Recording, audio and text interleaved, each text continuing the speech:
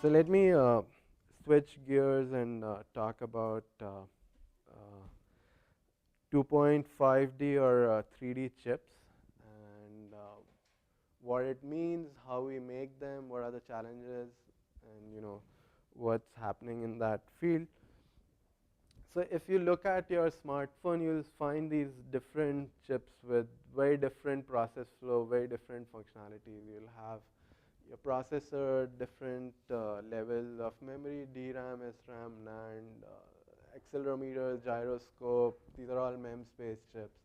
Then all your Wi-Fi, 5 different Wi-Fi chips. So there's a tremendous opportunity to do something in packaging over here.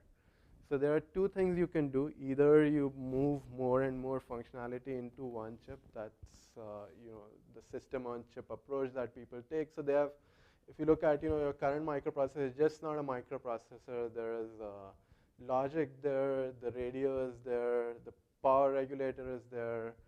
So all this is integrated into one SoC.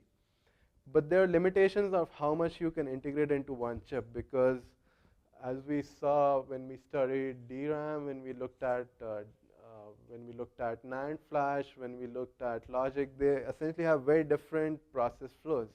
So it's not optimal to combine, say, a NAND flash cell and a FinFET on the same chip, or a DRAM stack capacitor and your logic on one chip.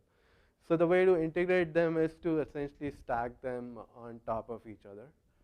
And there's a very big value proposition in doing that, both from a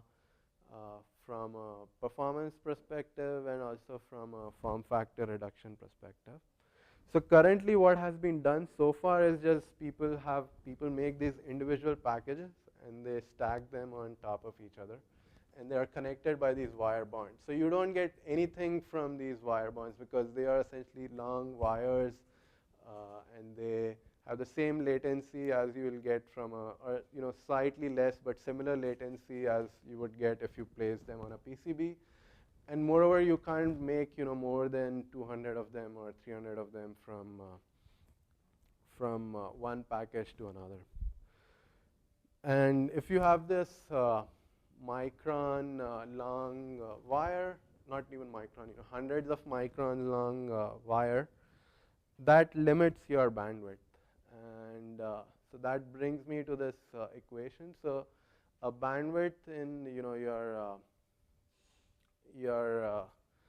metal lines is given by this very simple formula where it's proportional to the area of your conductor and it's inversely proportional to the square of the length of your conductor.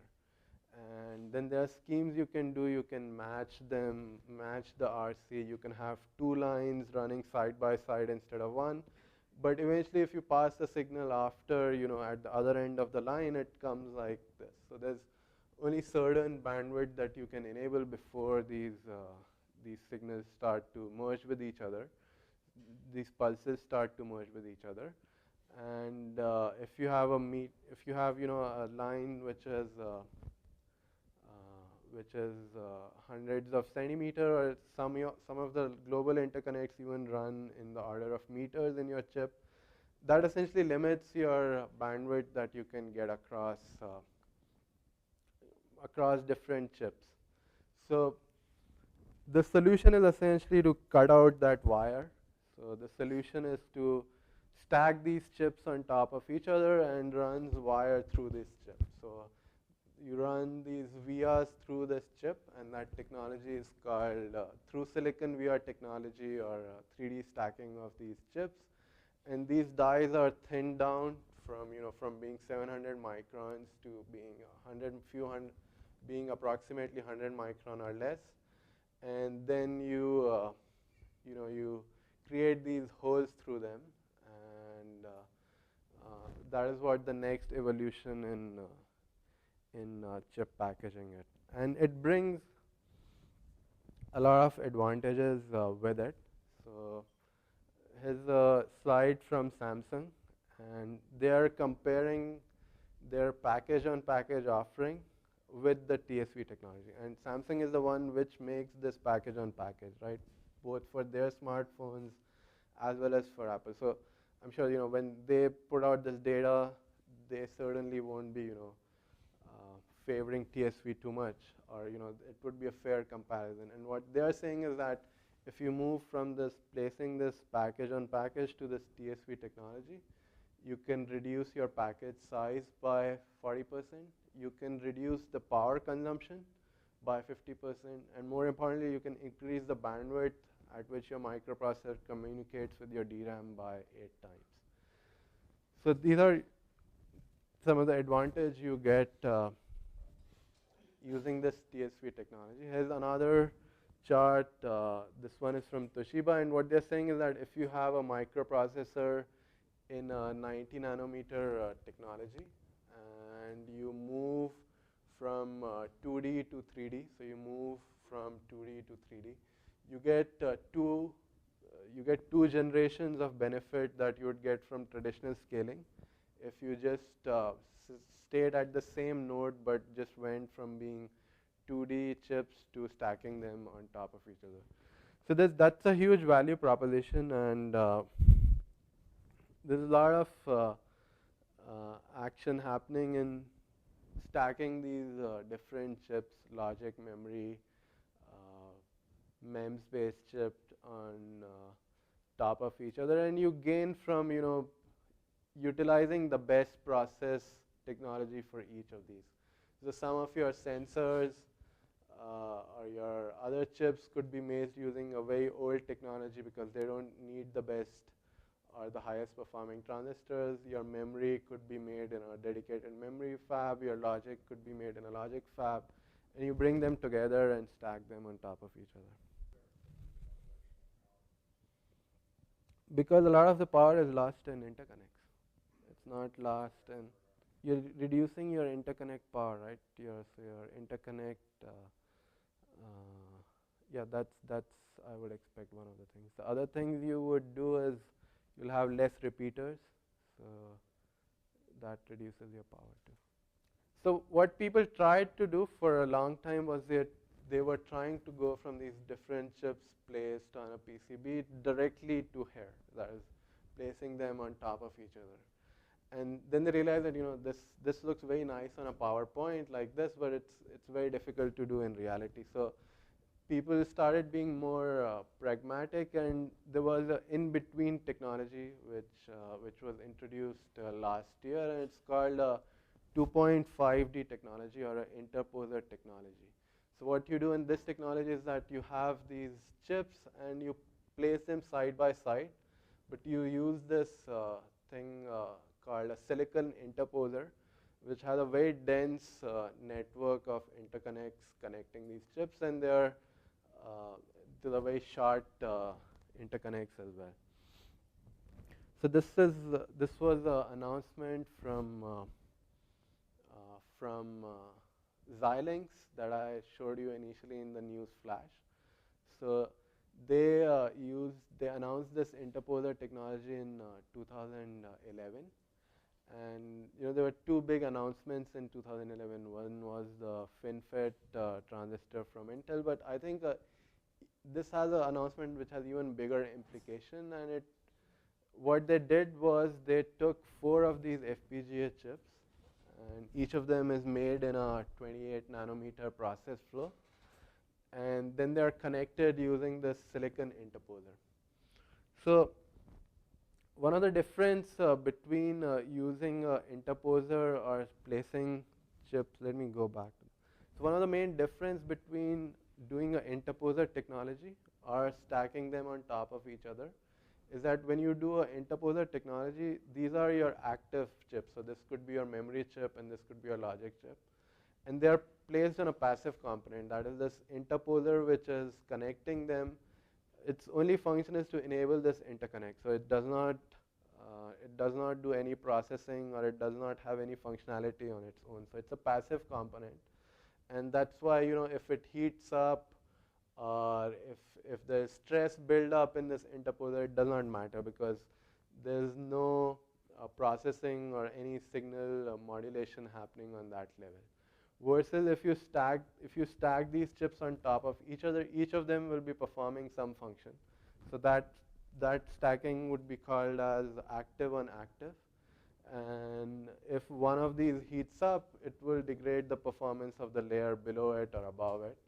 And especially if one of them develops stress, again, it would degrade the performance of that chip. Versus in this interposer technology, you don't care about that, because this silicon interposer over here, its job is to just enable these high density and short interconnects between these FPGA chips. So Xilinx and TSMC, which is the foundry they use for making these chips, they did it in a very smart way. So what they do is you again use the technology where it's needed. So your FPGA chips are made using a 28 nanometer process. Your silicon interposer does not need to be that dense. So it's actually made in a 65 nanometer process. And then you take 4 of these chips and then stack them side by side. And since you used silicon processing technology for making this interposer, you could have very high density of these interconnects, and you can have very small distance of these interconnects as well. So these chips are currently shipping, and you can buy them. And so this 2.5D technology is already out there. And this is another statement from them. So you actually decrease your cost instead of increasing if you move to this interposer technology. The reason is that if instead of having 4 of these chips or having 8 of these small chips, if they had used this one big chip, your die yield, it actually decreases exponentially the bigger die you have. So if you had a small die like this, maybe you are getting 90% of your chips which would be yielding. If you move to 4 times the size of that, you'll maybe only getting 50% of your chips, which will actually come out, 50% of your dies which will come out to be good. So by moving to the smaller dies, they actually reduce their cost, because now they have a linear dependence on area versus having an exponential dependence of cost on area if you had just one single die. So if you can split your functionality and move it to different dies, you actually reduce your cost instead of increasing it, despite using that interposer technology. So this 2.5D technology is pretty much out there. It's live and running.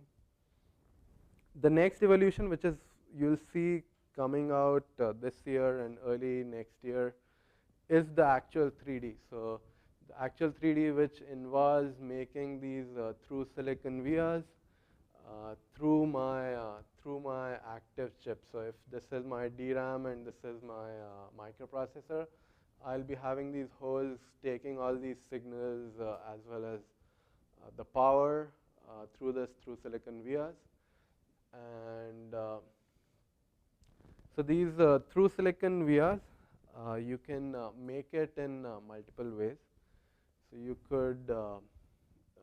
could make it in what is called as a via first process, which involves that the first thing that you make on your device is your through silicon vias, and then you do your front end processing. So you make your logic transistors after that, and then you do your back end processing.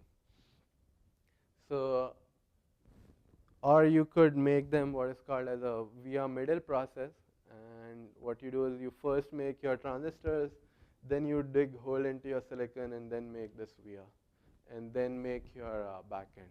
And then the last thing you can do is you make your front end transistors, then you make your interconnects, and the final thing you do is you make your via, and you can make that via from the back. And so there could be via first, middle, or last.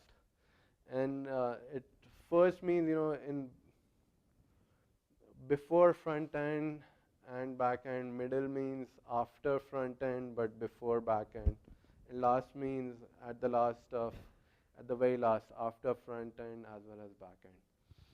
Any of these schemes, so all of these were explored, but what is most commonly used right now is either this via middle or this via last, and I'll come to that just in a minute why that is the case. But each of these schemes would involve making this through silicon via, and that would be again multiple processing steps. So the most challenging of which is to do this high aspect ratio etch. So this aspect ratio, as we discussed in the last class, is these vias are typically a few microns wide, and they're hundreds of microns deep because they have to go the entire depth of that thin wafer, and that thin wafer, as I just told you, is around 100 micron thick. So these aspect ratios are 100 to 1, and these are really deep features. So these etches are again, they need to be very high aspect ratio and high anisotropy. And we talked in the last class, one of the etch processes that you use is a Bosch kind of a etch process to make this TSV. Then after you etch it, since this is silicon and you're going to fill it with a conductive material, so you're going to fill it up with a metal, so you need to first deposit an oxide. So you do an oxide. Again, the oxide has that same set of challenges, that it has to have high aspect ratio structure first of all, and it needs to have a good step coverage in this high aspect ratio structure. The breakdown of this oxide has to be high because a lot of these lines will be carrying signals of power. So this breakdown of this oxide has to be good. Then what you do next is fill up this high aspect ratio structure with a barrier and a seed layer, and then you plate it with copper or tungsten, and then you finally polish it off. So these are the 5 main process steps those are involved. So these via first and via middle and via last schemes, one of the main problem with this via first scheme is that if you use copper or tungsten for filling up with your via, those things have, copper loves to diffuse in silicon. It has a very high coefficient of thermal expansion as well. So when you make it in a via first scheme, you make your via at the very first. So all that copper will see all your thermal budgets from your front end and back end process flow. And that's again, that's one of the reasons why this technology was not used, but people are still using via middle and via last approach. So these are few of the main issues with making TSV. That's why people have talked about TSV for around a decade now, but nobody has shipped out products using TSVs. And the main reason is that, again, if you're stacking multiple of these chips on top of each other, thermal management becomes a big issue. And there are schemes where people want to flow water through these chips, and but if you have a chip which is placed in the middle and it's heating up, it's bad for the chips on the top and chips below. The other thing is stress management, and the last thing is the 3D ecosystem. So what I mean by stress is most of that stress problems in your through silicon via, they come because your material that you use to fill up this TSV, that's copper, this is the most common material used. It has a much larger coefficient of thermal expansion as compared to silicon. So as you can see, copper expands by 16 parts per million for every centigrade. Silicon expands by only 2, or between 2 and 3. So if you have this TSVs running through your chip, and they go through all this thermal processing, that will generate a lot of residual stress in your overall wafer. It can break the bonds with the chips above and below it. More importantly, what it does is it transfers that strain into your silicon transistors. So all that stress will accumulate in this through silicon vias, and it will try to stress those transistors which are placed on your silicon. So that is why whenever you dig this TSV, you need to keep a certain area around it where you don't place any transistors. So this red line is your TSV. So you need to have a keep out zone around it. It's it's a danger zone where you don't place any transistor. And if you do, the transistors, the current of those transistors would vary quite a lot. Also, it will have a directional dependence whether you place those transistors in this direction or that other direction, uh, because your stress will modulate the current in these transistors. So typically, there's a keep out zone of 20 micron or 30 micron along this TSV.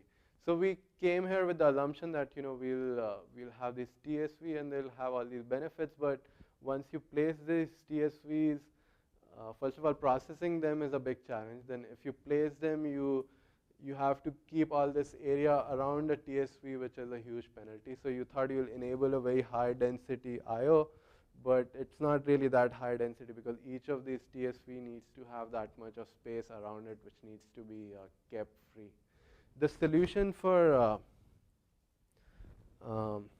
improving this is that you make your via smaller in diameter, and that way you reduce your keep out zone as well. But if you make your via smaller in diameter, the aspect ratio again increases because the height has to remain the same.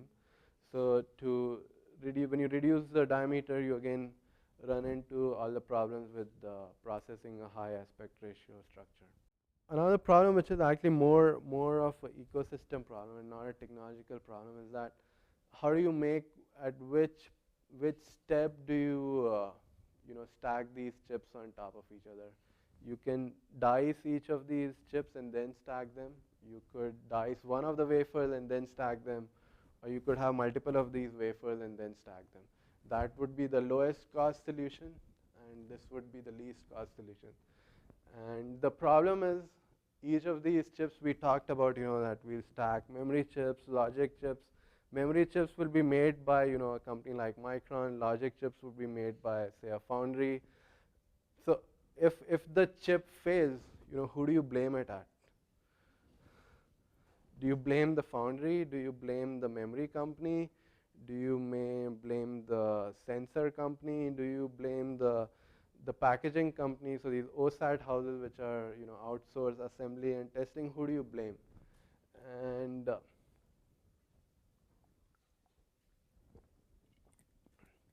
so that's a big challenge. Another challenge is, how do you test them?